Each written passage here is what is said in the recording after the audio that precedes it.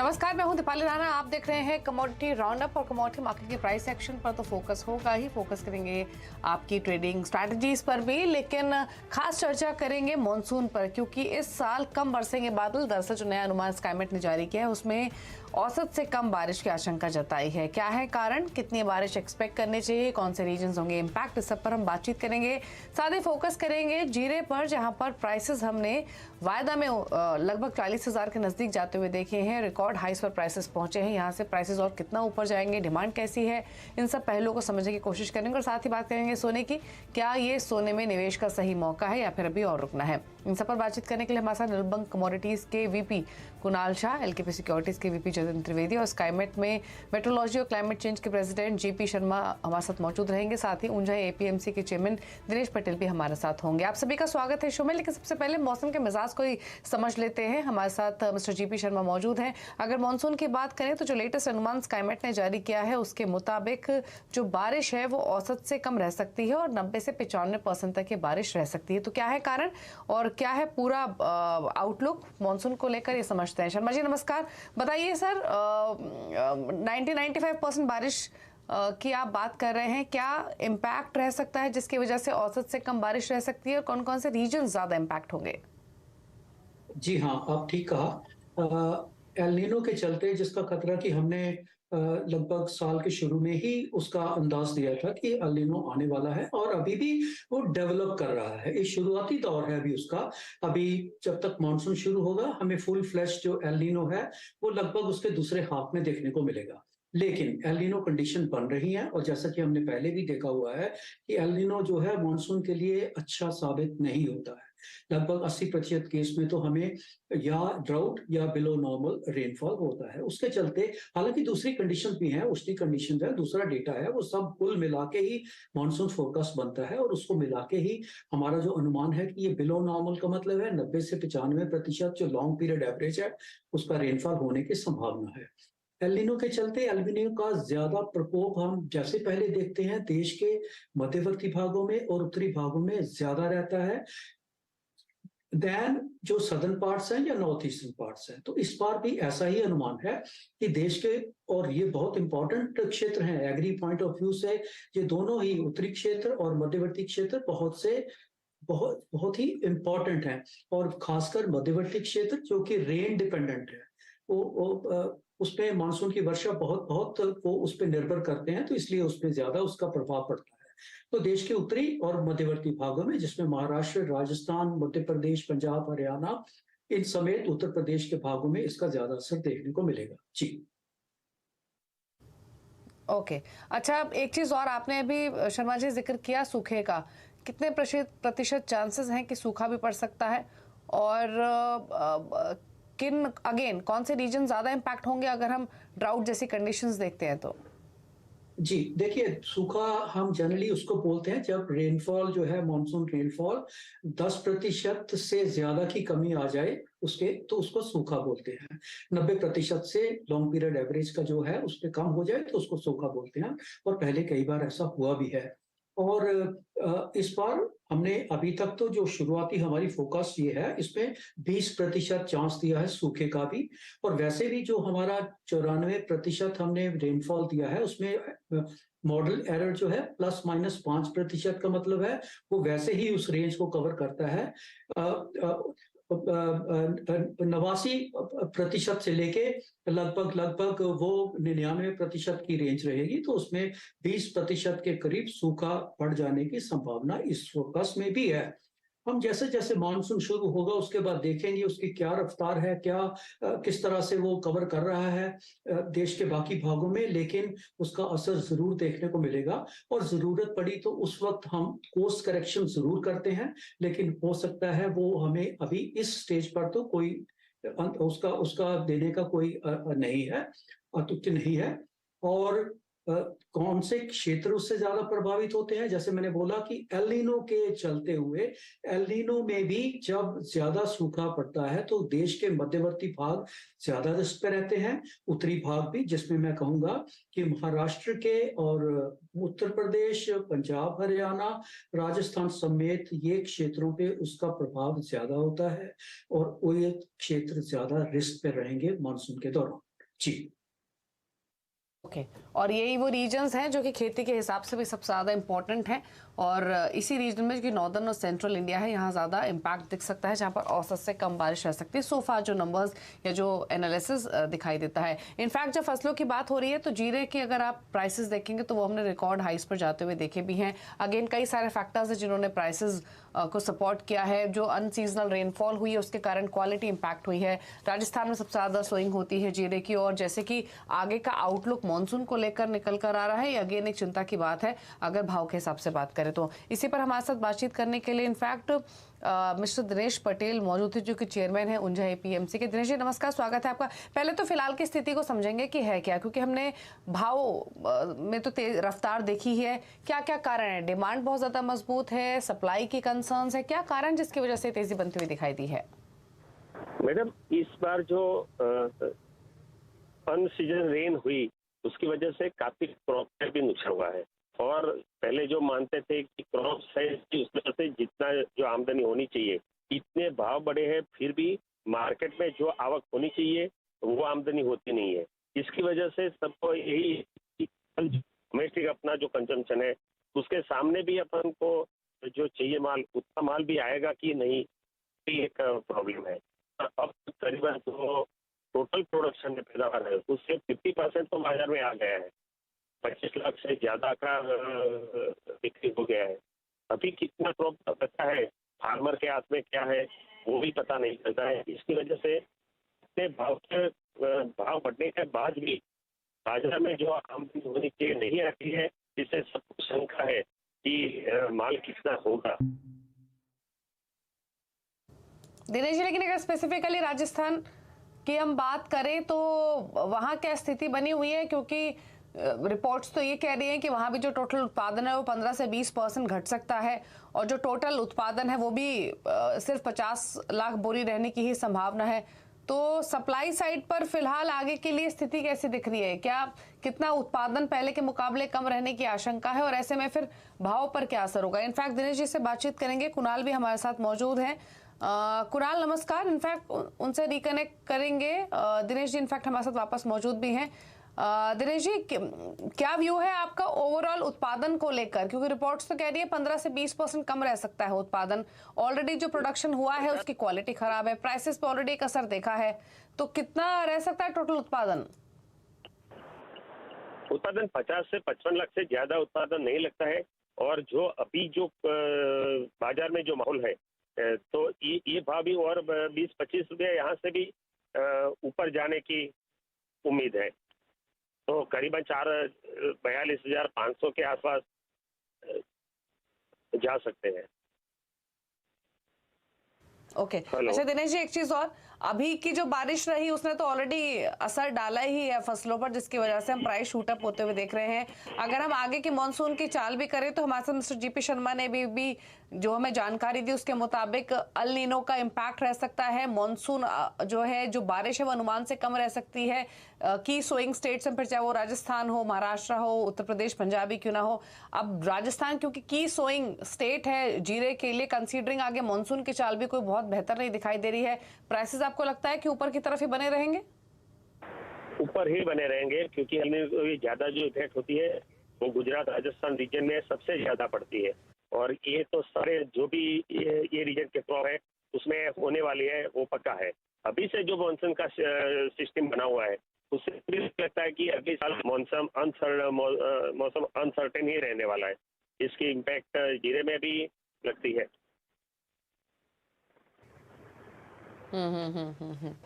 बिल्कुल, तो प्राइसेस और ऊपर जाएंगे, 42,500 तक जाने की पूरी प्रोबेबिलिटी है और ऊपर की तरफ ही बने रहेंगे। फिलहाल तो कोई राहत भाव में आएगी ऐसी कोई संभावना नजर नहीं आ रही है। हमारे साथ हमारे बाकी एक्सपर्ट्स भी मौजूद हैं। कुणाल शाह हमारे साथ बने हुए हैं, जतिन त्रिवेदी भी हैं। कुणाल आपका क्या व्यू है? आपने हमारे दोनों मेहमानों को सुना, शर्मा साहब को भी और दिनेश पटेल को भी। एक तरफ तो जीरा जहां पर प्राइसेस रिकॉर्ड हाइस पर बने हुए हैं, दूसरी तरफ मानसून की चाल कोई बहुत अच्छी एक्सपेक्टेड नहीं है, जो कि अगेन एग्री कमोडिटीज के लिए कोई बहुत अच्छी डेवलपमेंट नहीं है। क्या व्यू आपका? जी देखिए, मानसून को और क्यूमिन को अभी कोई लेना देना नहीं है, बिकॉज जो नया प्रोडक्शन होगा वो तो नेक्स्ट साल आएगा। So that is a winter crop. So monsoon को इससे कोई बट फिलहाल जो पिछले साल जो जीरा का उत्पादन हुआ था, तो ये जो पिछले साल का जो क्रॉप था, विंटर क्रॉप, जो अभी जिसकी अराइवल अभी आ रही है, उसमें शॉर्टेजेस नजर आ रही है। और कमोडिटी का एकदम एग्री कमोडिटी का सिंपल प्रिंसिपल है, शॉर्टेज का कोई भाव नहीं होता है। सो दैट्स वाई हमने 300 रुपए से 400 रुपए प्राइसेस होते हुए देखे हैं, और अभी भी ये रैली थम नहीं रही है। सो 20% से 20 to 22% का गैप लग रहा है डिमांड और सप्लाई के बीच में, और उसके कारण प्राइसेस बढ़ रहे हैं। सो मुझे लग रहा है एक बार 41,000 के आसपास या 41,500 के आसपास रेट आपको ट्रेड करते हुए देखने मिलेंगे। ओके, तो यानी प्राइसेस यहाँ से ऊपर जाने की पूरी प्रोबेबिलिटी आज भी 6% ऊपर आपको दिखाई देगा। अच्छा, बाकी स्पाइसेस पर भी एक व्यू ले लेते हैं कुणाल का ही। ऑल्दो यहाँ पर उतना एक्शन नहीं है। टर्मरिक तो आपको 2% नीचे दिखाई देगा, कोरिएंडर में हल्की सी गिरावट देखने को मिल रही है। बाकी दोनों स्पाइसेस पर कुणाल क्या व्यू आपका? टर्मरिक में मुझे लग रहा है कि ये साल जो ये टर्मरिक के क्रॉप पे डेफिनेटली इसकी इम्पैक्ट आ सकती है। ये जो मॉनसून में जो वीकनेस की बात हो रही है उसकी। So turmeric is the commodity for next year. जैसे हमने जीरा बढ़ता हुआ देखा है, ऐसे नेक्स्ट साल टर्मरिक का आएगा। और ये जो भी 1-2 महीने लल रहते हैं डिमांड पॉइंट ऑफ व्यू से भी, सो मैक्सिमम आपको ये जो भी 1-2 महीने में जो भी डाउनसाइड या गिरावट आती है, वो गिरावट पे आपको बाइंग करनी चाहिए। ये कमोडिटी आपको 40 to 50% रिटर्न दे सकती है आने वाले 6 से 8-10 महीने में। ओके, तो टर्मरिक में इनफैक्ट डिप्स पर बाय करने की सलाह है, क्योंकि यहाँ पर हमने उतना तेजी का एक्शन देखा नहीं है, और जैसे कि मॉनसून की चाल दिख रही है उसका इम्पैक्ट दिखेगा फर्दर गोइंग प्राइसेस पर, फिर 2% नीचे कारोबार करते हुए। लेकिन चलिए आगे अब फोकस कर लेते हैं स्ट्रैटेजीज पर। ये तो स्पाइसेस के पॉकेट की बात हुई, लेकिन अब सबसे पहले नजर डाल लेते हैं सोने चांदी पर, जहाँ पर पूरा मौका दे रहा है गोल्ड खासतौर से निवेश करने का, क्योंकि प्राइसेस अगर आप देखेंगे तो ऊपरी स्तरों से थोड़े हल्के हुए हैं। 60,000 के आसपास फिलहाल गोल्ड कारोबार करते हुए। वहीं अगर सिल्वर देखेंगे आज के सेशन में, तो यहाँ भी लाल निशान में ही ट्रेडिंग हो रही है 74,200। तो थोड़ा सा कंसोलिडेट कर रहा है, थोड़ा सा हल्का हुआ है ऊपरी स्तरों से, लेकिन क्या यहाँ एंट्री लेनी चाहिए, इस पर करते हैं फोकस। जतिन, पहले तो बताइए क्या सजेशन इन लेवल से गोल्ड पर? Deepali, first couple of days जो वीक है, मुझे लग रहा है रेंज बाउंड मार्केट रह सकता है। थोड़ा बहुत मुनाफा वसूली हायर लेवल से जरूर देखने मिल सकती है, लेकिन जैसे हम सीपीआई डेटा के नजदीक आएंगे यूएस के, और उसके बाद का जो रुझान रहेगा, मुझे लग रहा है फिर से पॉजिटिविटी का रुझान जो है वो गोल्ड सिल्वर के अंदर दोनों के अंदर देखने मिल सकता है। जिस तरह से मार्केट ने एंटिसिपेशन दिखाया है फेडरल रिजर्व की पॉलिसी के पीछे, और जो इंटरेस्ट रेट आगे चल के पीक आउट होने की पूरी चांसेस हैं, और आगे की पॉलिसी में मोस्ट प्रोबेबली पॉज का जो इंडिकेशन है वो आ सकता है। इसके कारण से प्राइसिंग जो है वो और पॉजिटिविटी का रुख जो है वो देखते मिलते रहेंगे। लेवल स्पेसिफिक में बात कर लूँ तो अराउंड 60,000 के आसपास ये जो भी लेवल्स चल रहे हैं यहाँ पर मुझे सपोर्टिव लग रहे हैं। रेंज बाउंड जो है वो कहीं ना कहीं 59,600 से लेकर 60,300-400, ये 700-800 पॉइंट की जो रेंज है उसके अंदर ही ट्रेड करते हुए देखने मिलेंगे for the next couple of days, जब तक सीपीआई डेटा यूएस के अनाउंस नहीं होते। सो बाय ऑन डिप्स का अप्रोच रखें, 59,800 के आसपास बाय कर सकते हैं, 59,800 से 59,900 के आसपास। टारगेट 60,250, 60,300 का रखें, और 59,600 के नीचे स्टॉप लॉस प्लेस करके रख सकते हैं। ओके, कुणाल, आपका व्यू क्या है गोल्ड पर और साथ ही सिल्वर पर? मेरा व्यू बुलिश है। मुझे लग रहा है कि ये एक प्रॉफिट टेकिंग है। गोल्ड एक थोड़ा कंसोलिडेट कर रहा है और थोड़ा बहुत कर सकता है, बिकॉज हमने लगातार गोल्ड में ऑलमोस्ट $250 की रैली देखी है in not even last 2 months। सो थोड़ा बहुत कंसोलिडेट करेगा गोल्ड। थोड़ा बहुत नीचे आता है तो भी डरना नहीं चाहिए। 1980, 1985 maximum would be the buying level for the futures, और एमसीएक्स पे this should translate into 59,500 to 59,600 maximum. इतनी गिरावट हम देख रहे हैं, उससे ज्यादा मैं गिरावट नहीं देख रहा हूँ। ये हफ्ता शायद एकदम एग्रेसिव रिटर्न ना दे पाए, और अगर ये नीचे आता है then this is healthy, because ऐसा तो नहीं है कि गोल्ड में तेजी है तो 65,000 2 हफ्ते में ही हो जाए। That is not done. So we are going to see ups and downs. So this is opportunity for somebody who has missed the rally. और मेरी राय में 400-500 रुपए की गिरावट की और जगह है, डरिए मत, होल्ड कीजिए। ओवरऑल आउटलुक गोल्ड का, फंडामेंटल गोल्ड का तेजी है। ओके, तो ब्रॉडर आउटलुक तेजी का ही है। बाय ऑन डिप्स का सजेशन गोल्ड पर यहाँ से थोड़ा और नीचे गया 400-500 रुपए भी, तो वो भी एक बेहतर मौका होगा खरीदारी का, लेकिन तेजी का ही आउटलुक लेकर चलें गोल्ड पर। चलिए रुक रहे हैं इसी के साथ एक ब्रेक के लिए, लौटेंगे तो बेस मेटल्स एनर्जी बास्केट पर भी नजर आ लेंगे, फोकस करेंगे स्ट्रैटेजीज पर। जल्द वापस आते हैं।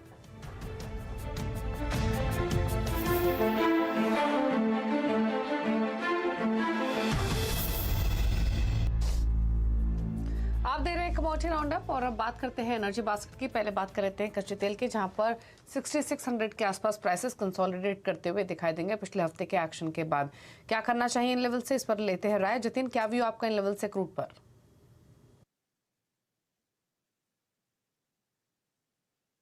दीपाली, क्रूड के अंदर जो मार्केट है वो थोड़ा सा साइडवेज मोमेंटम में है फिलहाल। जो रेंज बाउंड है ये है अराउंड 6650 द हायर एंड और 6520 6530 ऑन द लोअर एंड। जब तक इस रेंज के अंदर है तब तक मेरा व्यू पॉइंट थोड़ा साइडवेज है। 6650 के ऊपर प्राइसेस एक बार ट्रेड करना शुरू करे उसके बाद ही बाइंग मोमेंटम जो पिकअप करेगा। उसके बाद उसके अंदर एक बुलिश जो है वो एंगल देखने मिलेगा। जब तक 6650 के नीचे ट्रेड कर रहा है तब तक इसको अवॉइड करें, मैं ये सलाह दूंगा। 6650 के ऊपर ट्रेड करना शुरू करें उसके बाद बाइंग मोमेंटम के हिसाब से आप बाय करके चल सकते हैं। 6600 के नीचे स्टॉप लॉस रखें और 6750 6725 इस टारगेट्स के हिसाब से आप बाय करके चल सकते हैं। फिलहाल बहुत ही रेंज बाउंड कारोबार लग रहा है पिछले 2-4 दिनों से। आफ्टर जो ओपेक की जो रुझान थी उसको प्राइसिंग करने के बाद अभी थोड़ा सा साइडवेज हो चुका है मार्केट। थोड़ा सा वेट कीजिए, बाय करना है लेकिन ब्रेकआउट में बाय करना है और ब्रेकआउट का लेवल है 6650। ओके, तो 6650 ये लेवल निकलेगा तो खरीदारी करके चले 6750 के टारगेट के लिए। कुणाल, आपका भी सेम व्यू है, खरीद के ही चले क्रूड में इन लेवल से? नहीं, मेरे हिसाब से अगर बाय करना है तो आपको 50 रुपए नीचे मिल रहा है तो बाय करंट लेवल्स पे करना चाहिए। सो ये जो ओपेक का जो डिसीजन आया है उसके कारण ऑयल मार्केट में लंबी मंदी की गुंजाइश नहीं है और $84-85 WTI, $90 ब्रेंट इधर तक जा सकता है। जो बाय करना चाहिए करंट लेवल पे 6700 के टारगेट के लिए। तो ओवरऑल अगर व्यू पॉइंट देखेंगे तो 6530 का स्टॉप लॉस रख के आप लॉन्ग पोजीशन इनिशिएट कर सकते हो। ऊपर लग रहा है 6700 तक। ठीक है, बात कर रहे थे बेस मेटल्स की, जहां पर प्रेशर है। जिंक, कॉपर लाल निशान में, aluminium flat, lead flat trade कर रहा है। कुणाल, बेस मेटल्स पर आउटलुक तो थोड़ा सा ब्लीक ही है, बट क्या सजेशन आप दे रहे हैं इन लेवल से अपने क्लाइंट्स को और कोई ट्रेडिंग स्ट्रैटेजी बेस मेटल से? मेरी राय में कॉपर में सेल ऑन राइज की रणनीति अपनानी चाहिए। 3-4 रुपया ऊपर कॉपर में आप शॉर्ट पोजीशन इनिशिएट कर सकते हैं और डाउनसाइड टारगेट 755 754 का रख सकते हैं। अपसाइड बहुत लिमिटेड है, 700 780 82 के ऊपर नहीं जाना चाहिए। सो सेल ऑन राइज की रणनीति कॉपर में अपनाइए। ठीक है, जतिन, आपकी ट्रेडिंग स्ट्रैटेजीज बेस मेटल से? रुझान वीकनेस का ये दीपाली, कल जो है वो चाइना के सीपीआई के डेटा आने वाले हैं सुबह सुबह मार्केट खुलने के पहले। तो मुझे लग रहा है उस सीपीआई के डेटा के पीछे जो है वो कल हमारे यहाँ पे मार्केट में एक मोमेंटम जो है वो कल सुबह देखने मिलेगा। आज के दिन थोड़ा सा साइडवेज रह सकता है, ईस्टर हॉलीडे भी है, साथ ही साथ में यहाँ पर ड्राइज वॉल्यूम भी रहने की गुंजाइश है। तो रेंज बाउंड कारोबार रहेगा आज के दिन, लेकिन वीकली पॉइंट ऑफ व्यू से देखने जाएंगे तो सेल ऑन राइज की स्ट्रैटेजी रखें और अगर प्राइसेस यहाँ से अगर ब्रेकडाउन दे देते हैं और प्राइस ऊपर नहीं आते तो 768 के नीचे प्राइसेस स्लिप हो जाते हैं तो तुरंत सेल करके चल सकते हैं, क्योंकि कॉपर के अंदर स्ट्रेंथ जो है वो ज्यादा बरकरार नहीं रहेगी आगे चलते हुए। 768 के नीचे मुझे एक ब्रेकडाउन दिख रहा है, वहां से सेल करके चल सकते हैं। स्टॉप लॉस जो है 775 के ऊपर मेंटेन रखें और कहीं ना कहीं 755 750 के टारगेट्स जो है वो आने वाले दिनों में एक हफ्ते के अंदर देखने मिलने चाहिए। ओके, जतिन, सिल्वर पर क्या व्यू है आपका?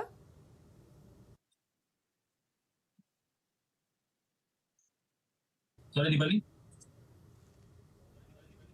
सिल्वर पर क्या स्ट्रैटेजी है आपकी?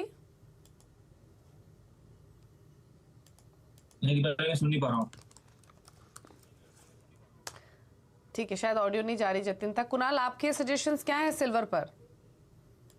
सिल्वर मेरी राय में बाय एट डिप्स की रणनीति होनी चाहिए। 73,800-900 के आसपास बाय करना चाहिए और मुझे तो कोई ज्यादा गिरावट की जगह नहीं नजर आ रही है। फिर से प्राइसेस बढ़ेगी, सो 300-400 रुपया डिक्लाइन आती है तो सिल्वर में आप लॉन्ग पोजीशन इनिशिएट कर सकते हैं।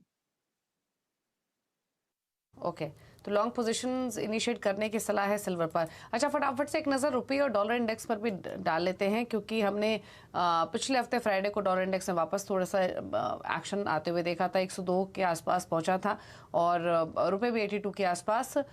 जतिन, क्या व्यू आपका डॉलर इंडेक्स पर? दीपाली 101.50 के आसपास सपोर्टिव है डॉलर इंडेक्स के अंदर जो रुझान है, और उसके साथ में रुपए में जो है थोड़ी सी गिरावट जो है और बढ़ सकती है, क्योंकि एफआईएस फ्री बाइंग जो है वो पिछले हफ्ते देखने मिली, उसके कारण रुपए के अंदर जो है हमने थोड़ी बहुत बढ़त देखने मिली है। और क्रूड के प्राइसेस जो तेजी से बढ़े उसके कारण भी रुपया जो है वो बहुत ज्यादा तेजी से बढ़ा नहीं है। 82 के आसपास जो है वो कहीं ना कहीं एक रेजिस्टेंस प्लेस ले सकता है। 8170 8165 का एक स्ट्रॉन्ग रेजिस्टेंस प्लेस है रुपये के अंदर। तो मैं ये मान के चल रहा हूँ यहाँ से थोड़ा सा वीकनेस जो है वो देखने मिलना चाहिए। अगर क्रूड के प्राइसेस भी यहाँ से और एस्केलेट होते हैं तो डेफिनेटली रुपए के लिए थोड़ा सा वीक पॉइंट रहेगा। तो आगे चलते मुझे लग रहा है 82.25 82.30 के लेवल्स पहले देखने मिलने चाहिए। वहां से थोड़ा सा व्यू वापस से रिव्यू करना चाहिए, क्योंकि जिस तरह से अगर एफआई की जो पोजीशनिंग है उसके हिसाब से वहां से ट्रेंड जो है वो चेंज हो सकता है। सो इमीडिएट बेसिस पर बाइंग की सलाह रहेगी यूएसडी आईएनआर में फ्यूचर्स वायदे के अंदर 82.20 82.20 के टारगेट्स की। ओके, चलिए, तो ये रही डॉलर इंडेक्स पर। अच्छा, अभी dollar index versus crude oil की मूवमेंट की बात जतिन कर रहे थे, तो एक रहा है ग्वार पैक पे भी ले लेते हैं। ग्वार पैक में क्योंकि हमने पिछले हफ्ते तो एक्शन देखा, आज प्राइसेस वापस से थोड़े सॉफ्ट है, 1% नीचे कारोबार कर रहे हैं ग्वार सीड ग्वारगम दोनों ही। क्या व्यू कुणाल आपका दोनों पर, ग्वारगम ग्वार सीड? गुआर सीड और गुआरगम दोनों में हमने थोड़ा बहुत प्रॉफिट टेकिंग देखा है शानदार रैली के बाद, बट ओवरऑल व्यू दोनों में तेजी का ही है अभी फिलहाल। जो हिसाब से इंडियन मॉनसून का आउटलुक आपने स्टार्ट में बताया, ये commodity very sensitive to monsoon, और मॉनसून में कोई भी टाइप का अगर बिलो एवरेज हम देख रहे हैं तो इसका इम्पैक्ट डेफिनेटली आना है। सो मैं दोनों कमोडिटी में बाइंग के लिए रिकमेंड करूंगा, और मुझे नहीं लग रहा है बहुत ज्यादा गिरावट आएगी। ओके, चलिए, ठीक है। ये रहा है ग्वारगम ग्वार सीड पर, यहाँ से कोई बहुत ज़्यादा गिरावट की आशंका नहीं है। चलिए, शुक्रिया कुणाल और जतिन, आप दोनों का ही आने के लिए, अपनी स्ट्रैटेजीज शेयर करने के लिए थैंक यू। इसी के साथ एक ब्रेक उस पर आप देखिए वायदा मार्केट का पूरा एक्शन फ्यूचर एक्सप्रेस में। नमस्कार।